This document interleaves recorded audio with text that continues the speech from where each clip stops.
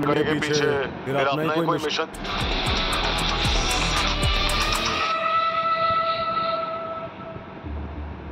Thakur gang join करने के पीछे तेरा अपना ही कोई मिशन तो नहीं? कुछ ऐसा जो तू हमारी आंखों से छुपा रहा हो?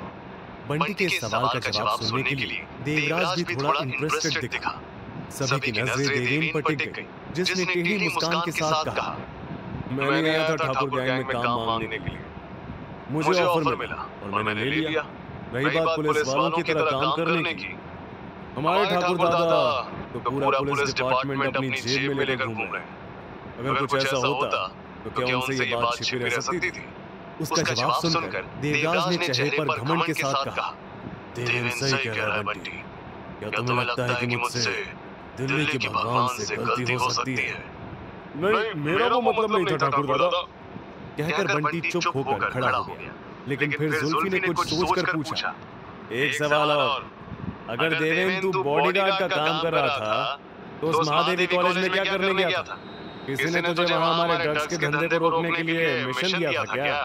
अगर हाँ तो बता, कौन है वो कमीना? इस सवाल पर देवराज और देवेन दोनों टेंस दिखे, पर दोनों की वजह अलग थी। देवराज विजेंद्र और अपनी सच्चाई खुलने से घबरा गया था, वहीं देवेन नंदिता के बारे में सोचकर परेशान दिख रहा था, क्योंकि महादेवी कॉलेज से क्राइम खत्म करने का मोर्चा सबसे पहले उसी ने उठाया था। इससे पहले देवेन जवाब के बारे में सोच भी पाता कि तभी उसने देवराज को कहते सुना, बस बहुत हुए ये सवाल जवाब। अब किसी की निजी जिंदगी में इतनी भी ताका झांकी करने की जरूरत नहीं है जुल्फी। मैंने तुम सभी को देवेन के बॉडीगार्ड होने की बात ये पूछताछ करने के लिए नहीं बताई थी। उसके कहते ही सब देवेन से सवाल जवाब करना भूल गए। अब उनके दिमाग में एक सवाल था जो सभी की तरफ से बंटी ने पूछा, तो फिर ठाकुर दादा ये सब बताने की वजह क्या है? आपने हमें यहाँ क्यों बुलाया?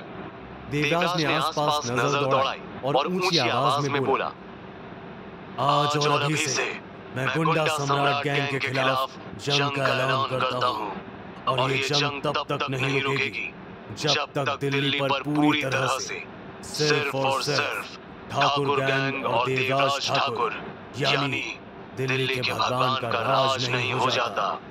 सभी लोग हैरान होने से ज्यादा एक्साइटेड और खुश नजर आ रहे थे, जैसे भूखे शेरों को शिकार के लिए खुला छोड़ने की घोषणा की गई हो। सभी देवराज के फैसले की तारीफ करने लगे थे। तभी देवराज ने कुछ ऐसा कहा कि उसके सभी चेलों का मुंह बिगड़ गया। और इस जंग की शुरुआत तुम करोगे देवेन। पर इससे पहले कि कोई बहस कर पाता, देवराज फिर बोला, मैंने सुना है तुम्हारे और पांडु के आदमियों के बीच कोई शर्त लगी है। मैं तुम्हें उस शर्त को पूरा करने का मौका दे रहा हूँ देवेन। इस गैंग वॉर की शुरुआत तुम करोगे देवेन, चंदन को मारकर। देवराज के इस फैसले से सभी लोग दंग रह गए थे। जुल्फी ने बहस करते हुए कहा, ठाकुर दादा सिर्फ देवेन को ही क्यों? अगर ये चंदन को मारेगा तो आप हमें भी ऑर्डर दीजिए। गुंडा सम्राट गैंग के बाकी महारथियों को हम मार गिराएंगे। नहीं जुल्फी, अभी सिर्फ चंदन पर हमला किया जाएगा। इस हमले के बाद गुंडा सम्राट गैंग वालों की तरफ से पहल होगी, तब हम हमला करेंगे। उम्मीद ये करनी है कि गुंडा सम्राट गैंग अपने साथ उस रानी गैंग को मिला ले, ताकि दोनों गैंग का एक साथ सफाया हो सके। देवराज की स्ट्रैटेजी सुनकर वहां मौजूद सभी लोग सहमत नजर आ रहे थे। हालांकि देवेन को पहला मौका दिए जाने की नाराजगी तो सबको थी, पर देवराज के फैसले के खिलाफ जाने की हिम्मत किसी की नहीं थी। तभी देवराज ने फिर कहा, तो तुम सब बस अपने अपने चेलों के साथ तैयार रहो। दिल्ली में खून की नदियां और हवा में दुश्मनों की चीखें सुनाई देने वाली है। देवेन, तुम जल्द से जल्द पहले वार की तैयारी शुरू कर दो। मुझे बस ये इन्फॉर्म कर देना कब, कहां और कैसे चंदन खत्म होने वाला है। देवेन ने हाँ में गर्दन हिलाई। तभी देवराज ने एकदम से आवाज में गुस्से की झलक के साथ सभी को घूरते हुए कहा, और तुम सब कान खोलकर सुन लो। आज हमारे बीच हुई बात का एक भी शब्द अगर किसी ने लीक किया, चाहे गलती से ही क्यों न किया हो, देवराज ठाकुर से और उसके पूरे परिवार के टुकड़े टुकड़े करके कुत्तों को खिला देगा, समझे? उसकी इस धमकी से वहां खड़े सभी लोगों के दिल डर से कांप उठे थे। उसी रात डीकेडी क्लब में। तो आप सच में वो शर्त पूरी करने वाले हो देवेन भाई? हम तो कह रहे थे इसकी जरूरत नहीं है। शंकर ने कैबिन में बड़ी सी ऑफिस चेयर पर बैठे देवेन से कहा, जिसने टेढ़ी मुस्कान के साथ जवाब दिया, अब कुछ नहीं हो सकता। शर्त के साथ साथ अब चंदन को मारना ठाकुर दादा का हुक्म बन चुका है। तभी वहां खड़े रोशन ने पूछा, देवेन भाई मीटिंग में और भी कुछ बात हुई थी क्या? नहीं, अभी फिलहाल यही बात हुई मीटिंग में। तुम सब बस रेडी रहो, हम जल्द ही चंदन और उसकी गैंग पर अटैक करने वाले हैं। और उसके लिए सबसे पहला काम उसके अड्डे का पता लगाना होगा। और ये काम मैं शंकर तुम्हें सौंपता हूँ।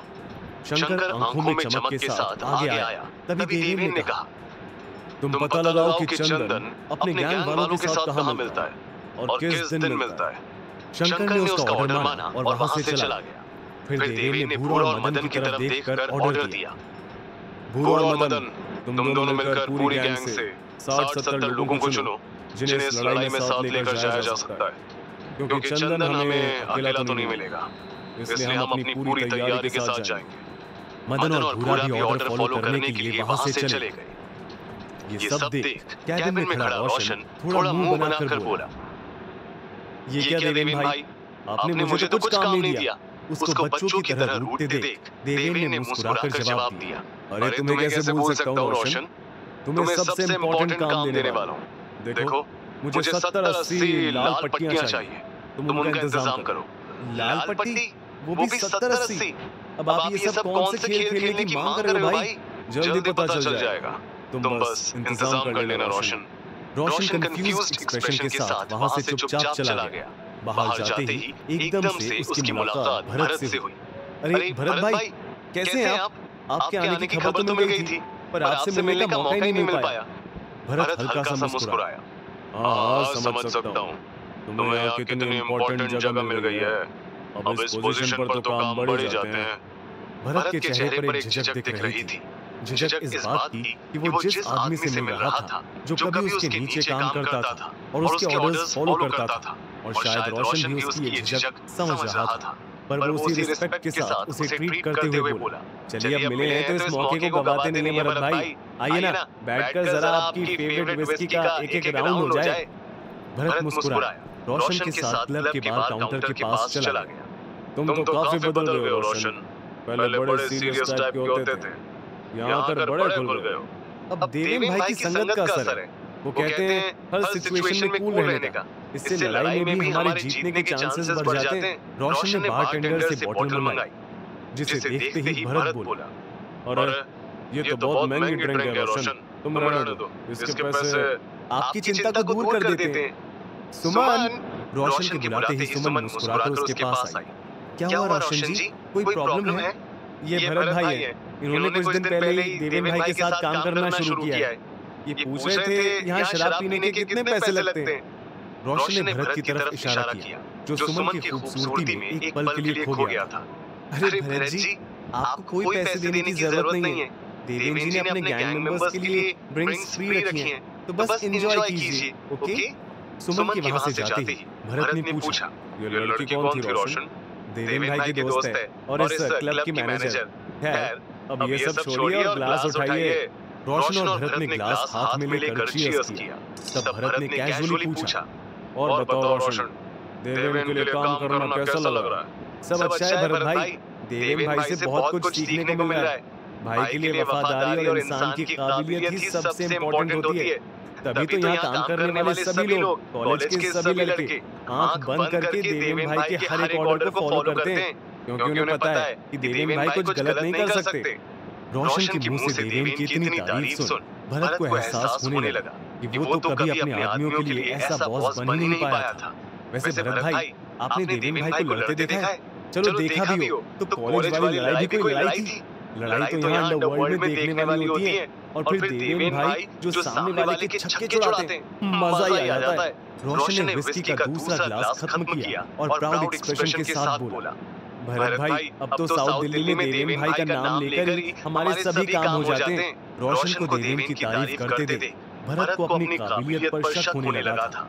उसने फिर सैड स्माइल के साथ कहा, अच्छा, तुझे अब जाकर अपने लिए सही बॉस मिला, जो तेरी काबिलियत का सही इस्तेमाल करना जानता है, जो तुझे और भी काबिल बना रहा है। देवेन भाई तो है ही ऐसे, हम सभी को अपना भाई मानते हैं, बड़े भाई की तरह डांटते हैं तो ख्याल भी रखते हैं।